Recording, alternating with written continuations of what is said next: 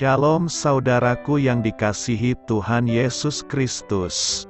Selamat pagi, salam sejahtera untuk kita semuanya. Selamat datang kembali di Renungan Rohani pagi hari ini. Semoga saudara yang terkasih dalam keadaan sehat selalu. Kiranya damai dan sukacita Roh Kudus melimpah di dalam hati dan pikiran saudara saat ini. Sebelum kita mulai renungan pagi ini, marilah kita bersama-sama berdoa. Tuhan Yesus, terima kasih sudah membangunkanku pagi hari ini. Terima kasih atas penyertaan dan perlindungan Tuhan. Semua karena karunia Tuhan aku dapat bangun dengan pagi hari ini. Aku menyerahkan seluruh aktivitasku hari ini ke dalam kuasa tangan Tuhan. Jauhkanku dari yang jahat, ya Tuhan. Tuhan Yesus, tolong lindungi dan berkati aktivitasku hari ini.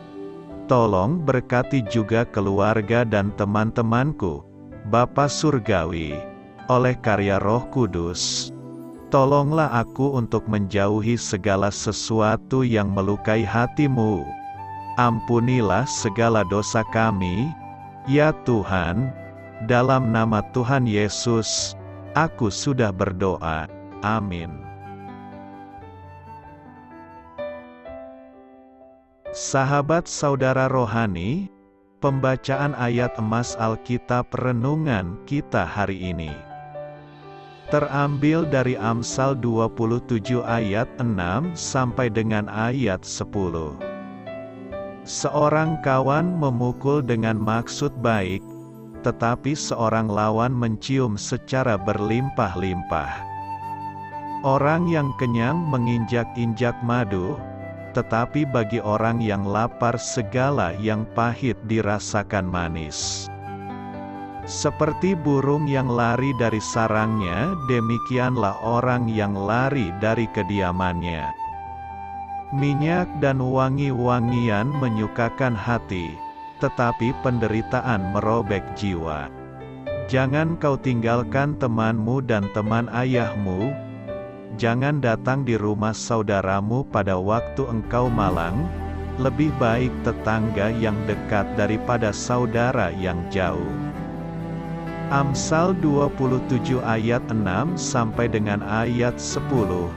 Inti dari ayat emas renungan kita adalah: seorang sahabat menaruh kasih setiap waktu. Mari kita mulai renungan pagi kita. Judul renungan kita hari ini adalah Warisan Persahabatan. Ditulis oleh Dave Brannon. Saya bertemu dengan teman saya ini pada dekade 1970-an. Saat itu saya masih menjadi guru bahasa Inggris dan pelatih basket di SMA. Dan ia anak baru bertubuh kurus tinggi. Tak lama kemudian ia bergabung dalam tim basket dan kelas saya dan kami pun bersahabat. Teman ini yang bertahun-tahun menjadi rekan editor saya, berdiri di depan saya pada pesta perpisahan saat saya pensiun untuk bercerita tentang warisan persahabatan kami yang telah terjalin lama. Bagaimana pertemanan yang dipersatukan oleh kasih Allah dapat menguatkan kita dan mendekatkan kita kepada Yesus. Penulis Amsal mengerti bahwa pertemanan memiliki dua komponen yang membesarkan hati. Pertama, teman sejati memberi nasihat yang berharga, meski itu tidak selalu mudah diterima atau diberikan. Tertulis di dalam kitab Amsal 27 ayat 6, seorang kawan memukul dengan maksud baik, jelas penulis Amsal.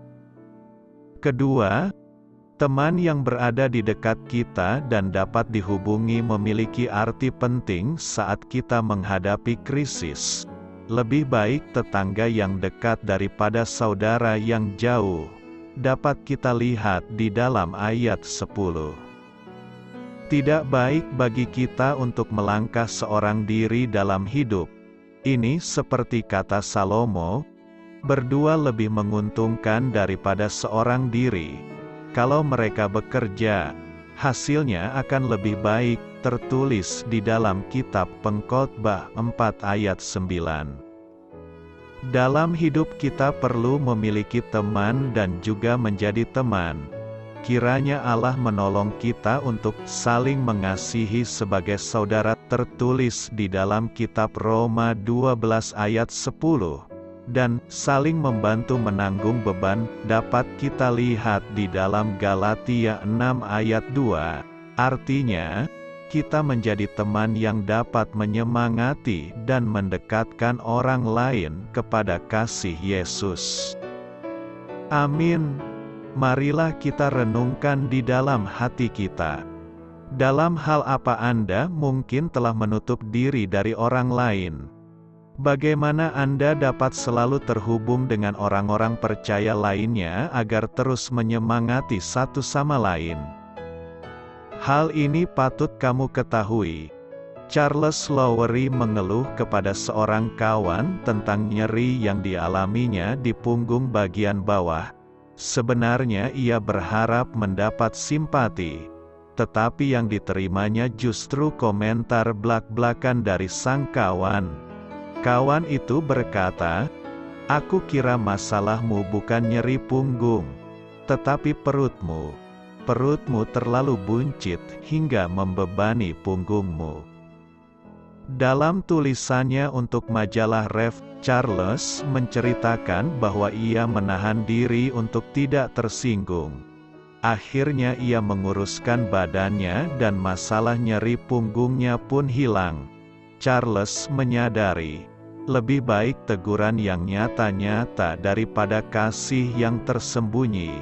Seorang kawan memukul dengan maksud baik, Amsal 27 ayat 5-6. Masalahnya, sering kita lebih memilih untuk dihancurkan oleh pujian daripada diselamatkan oleh teguran. Karena kebenaran itu memang menyakitkan. Teguran melukai ego kita, membuat kita tidak nyaman, dan menuntut kita untuk berubah. Kawan yang baik tidak bermaksud untuk menyakiti kita. Sebaliknya, karena sangat mengasihi kita, mereka tidak tega untuk mendustai kita. Dengan keberanian dan kasih, mereka menunjukkan apa yang mungkin sudah kita ketahui tetapi yang sulit untuk sungguh-sungguh kita terima dan lakukan. Mereka tidak hanya mengatakan apa yang ingin kita dengar, tetapi juga apa yang perlu kita dengar. Dalam Amsal-amsalnya, Salomo menghargai sifat persahabatan seperti itu. Yesus bahkan melangkah lebih jauh. Dia rela menderita dan menanggung penolakan kita, tidak hanya demi menyatakan kebenaran tentang diri kita, melainkan juga untuk menunjukkan betapa kita sangat dikasihinya.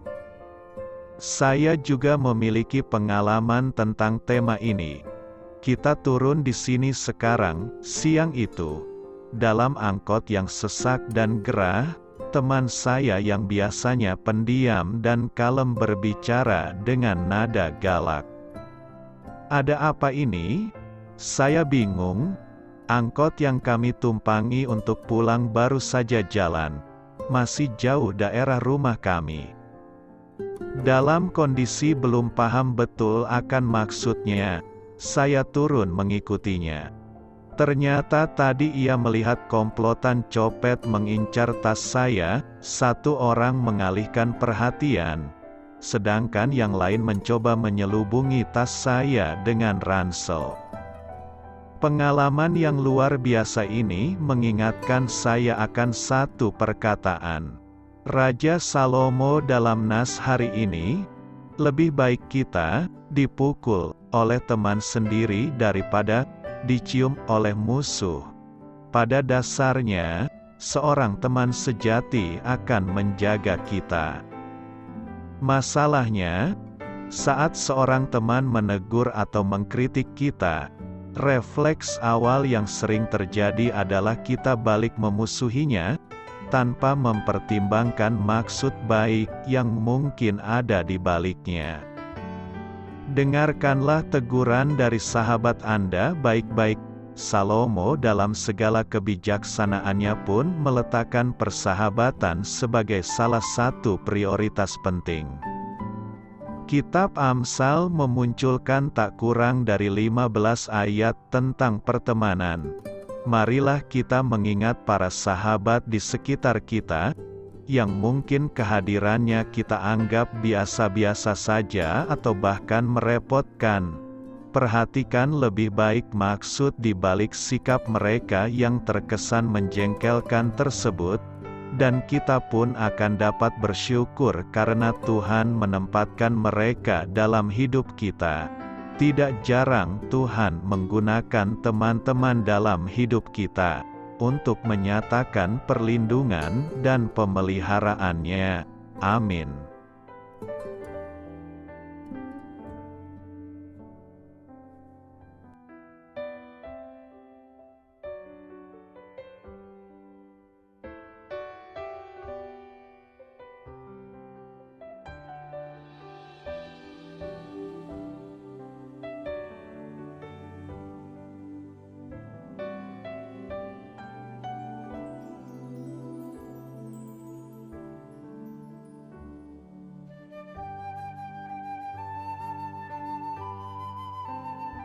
Marilah kita renungkan sahabat saudara rohani.